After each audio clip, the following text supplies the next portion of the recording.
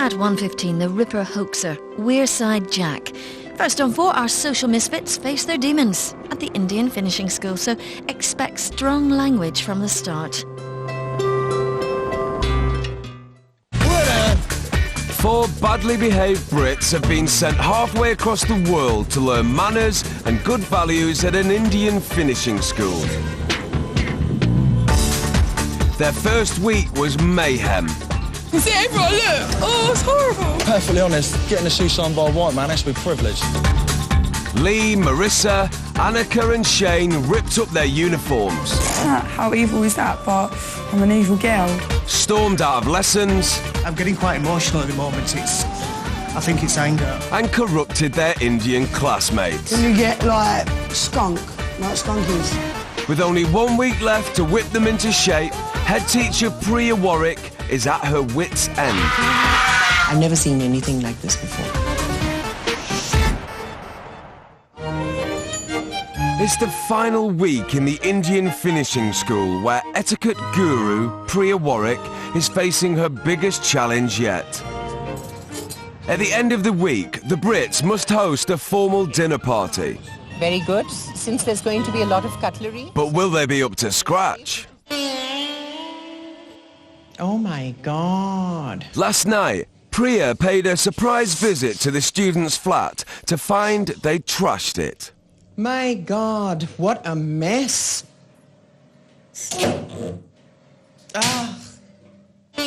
It's very sad to see that what we view in India as the British, with the right P's and Q's and the mannerisms and everything, is very contrary to what Britain is today. This weekend, to teach them values, Priya's pulling out all the stops. She's sending them to live with 4 volunteer families, eager to show off their well-behaved Indian ways. I'm expecting that the students, they would understand how disciplined a life is. They would understand the value of tolerance and compromise. But already, the Brits are expecting trouble. I bet they don't speak fucking English. I don't know if I'll be able to keep my cool with them or not. If there's cockroaches in the bedroom and if there's even a bedroom, what the toilet's going to be like. I'm fucking shitting a brick. And I'm talking about a breeze block and all. I'm not talking about a fucking little one. 19-year-old Marissa comes from a broken home. She rebels against authority and doesn't answer to men.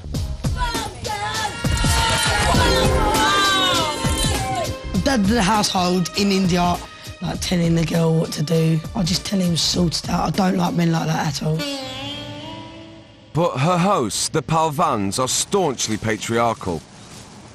The father and son are waited on hand and foot by the mother and 3 daughters. Nice to meet you. My name's Marissa. The formality's over. Marissa's put straight to work with the women of the house.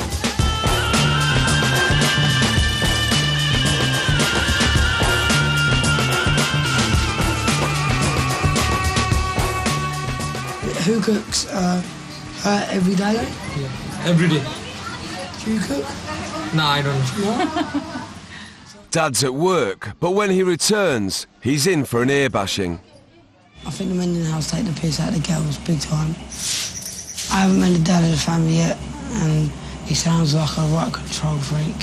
He wants to be careful. Because I don't want to come in his house and start riots, but I've got to put my point across.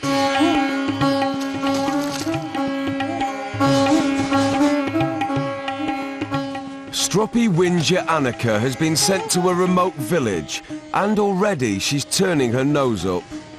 Stinks. It smells of shit, melted. Annika is a work-shy layabout. Although she likes her home in Uxbridge spotless, she won't lift a finger to help her mum.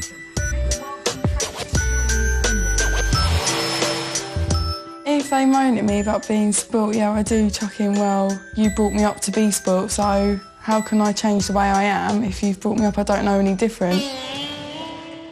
The worst thing that could happen is the toilet, I reckon. It's dirty, all the flies go down there, and it's disgusting. She's staying with the Sharma family, but her visit could be short-lived. Can I go and check out the bathroom? That's your bathroom? It's a shower, it's a dump. I can't stay here. I can't. 36-year-old Shane is going to the Bihar Govs, a family of 6 living in 2 small rooms in a poor Delhi suburb. I know it sounds bigoted, but I wouldn't want to live with a poor family. Shane's more used to weekends alone in Ramsbottom with just a pet tarantula for company. When he does go out, he's bad-mannered... Excuse me. ...and selfish. I don't see why I should give up a seat on a bus, no matter who it is. So what if it's an old lady who gets on the bus? She's got on that bus free. I've paid for the privilege. Mr. Bhargav couldn't be more different. He's dedicated his life to teaching the underprivileged. His charity doesn't stop there. When Shane arrives, he offers up the only double bed. When the guest comes to our home, guests are sleeping on bed, and we people are sleeping on the floor. I wouldn't expect my worst enemy to actually live in a place like this. There's something in me at the moment which just wants to get up and run. Shane's ingratitude doesn't escape the notice of his host. In my whole life, I never met any Britishers who were not having time for manners and all. This is a sad thing for me.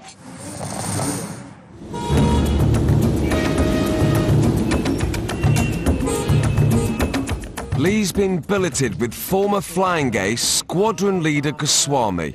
His religious family are sure to disapprove of Lee's promiscuous ways. 24-year-old Lee is a rampant Lothario who cruises the pubs and bars of Reading. Just a one-night stand and out to bed as many as you can and notch up your numbers. Meet up, do the deed and you're gone. Speak to you later. After making himself at home, he wastes no time giving granddaughter Sonali a lesson in Western promiscuity. It's different in England where you can have meaningless sex. You go out, you meet someone, you like them, they like you, you jump into bed and you hug. Can I just ask you that how many girls you have slept with? Probably about 180, 190 women. All right. And it's rising. To be very frank and honest, if you don't mind, I think that you are a bit Casanova, right? Yeah. Right? Yeah. When you're getting married, so don't expect that you'll be getting a girl who's virgin, right? So to be honest, I don't think there's many virgins left in England. So you would suggest just fucking forget, right? Basically, yeah. Actually, to be very frank and honest, I was actually shocked when he said that I've slept around with 180 to 190 girls. And right now he's also waiting for the 191st girl. Good night, everyone. I'll see you in the morning. Annika is still refusing to use the Sharma's Indian Kazi, so the family take her to a nearby hostel. Is that a cow? Yeah. They're doing their best, but Annika's not easy to please. Matt, man, I told you, it's like, what is the point? Like, moving me to somewhere which is exactly the same but dirtier. If you think I'm sleeping, you've got nothing coming, I'll walk out. It's scummy, it's disgusting, and I'm not sleeping. It's a nice place for you. Nice place? I don't think so. I would not expect my dog to sleep in there, not a fucking human being. Those people who live in there, I don't know how they do it. Disgusting. I'd rather walk the streets for the rest of the night, I really would. Coming up, Priya serves up a mouthful. Shining. The girls dish it out. If you was on fire, I would not piss on you, all right? And you fucking smashed it, bro. You're a fucking prick. And Shane's had enough. This precise minute in time, if you ask me what I want to do, I want to go home now.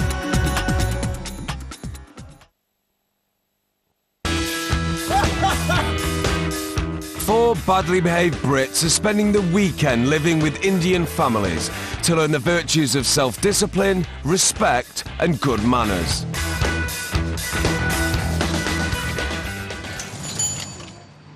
Reading Romeo Lee is staying with the highly religious Goswamis.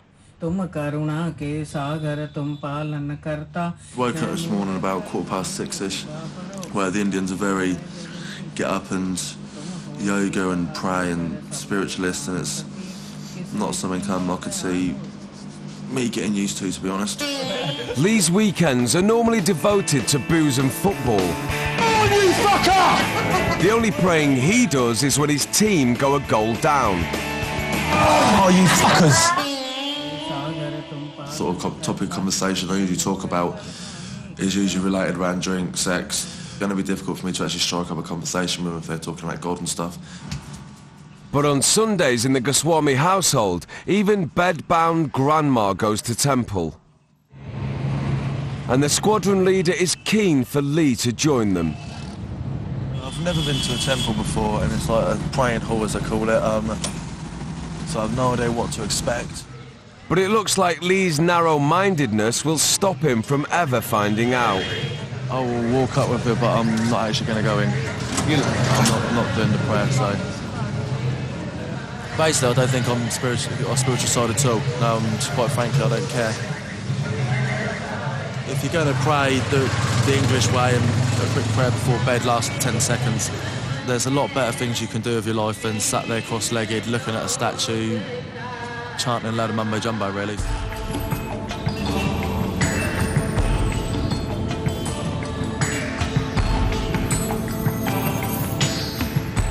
In the Palvan house, Marissa's had enough of doing chores. 9:30, I've been up for 5, 6, 7, 4.5 hours. I feel like shit.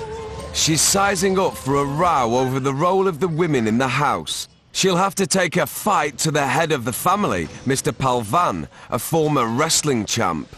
I'm quite wary of Dad. I don't know whether me and Dad are going to get along.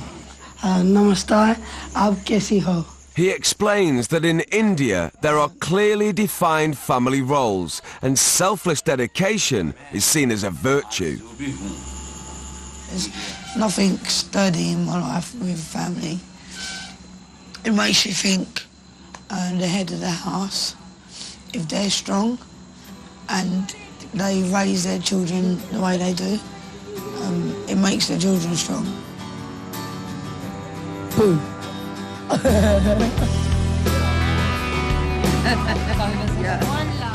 How do you feel to leave this place? Sad or happy? Sad. Sad. How many times?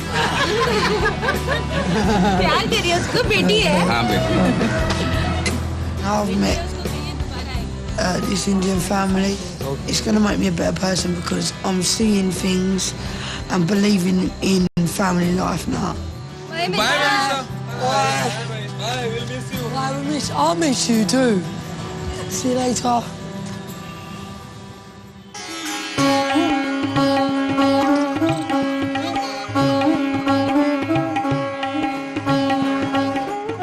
After dumping her family for a hotel, Annika's regretting last night's behaviour. I did kick up a fuss and caused a bit of trouble, and I felt really guilty, but I can't take it back now. I would never have thought, if you asked me a month ago, oh, do you appreciate like having the toilet, I would have been like, no. And now it's come to be a really big thing with me. The weekend's over, but they haven't seen the last of their Indian families. The Brits don't know it yet, but at the end of the week, they'll host a formal party to which all the families will be invited. See you all. Take care.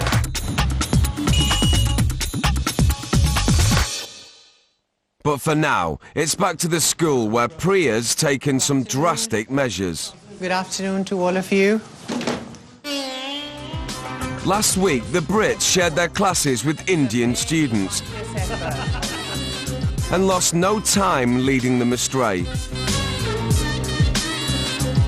I think we're bringing out the worst in them rather than them putting the better in us. Priya's determined to avoid a repeat performance. She sent the Indians home. The mental level of both the groups that we have are a little different.